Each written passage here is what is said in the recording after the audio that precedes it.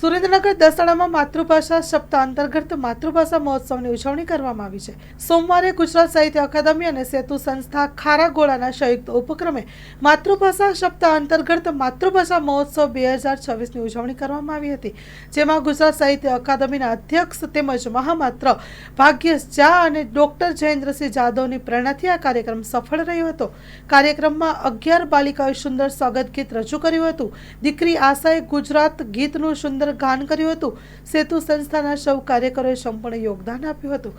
કાર્યક્રમના અંતે આભાર વિધિ રજૂ કરી અને માતૃભાષાના સંવર્ધન અને સંરક્ષણ માટે પ્રતિબદ્ધ રહેવાનો સંકલ્પ કર્યો। સૌ બાળકોએ ગુજરાતીમાં પોતાના હસ્તાક્ષર કર્યા। અંતે ચા નાસ્તો કરીને છૂટા પડ્યા।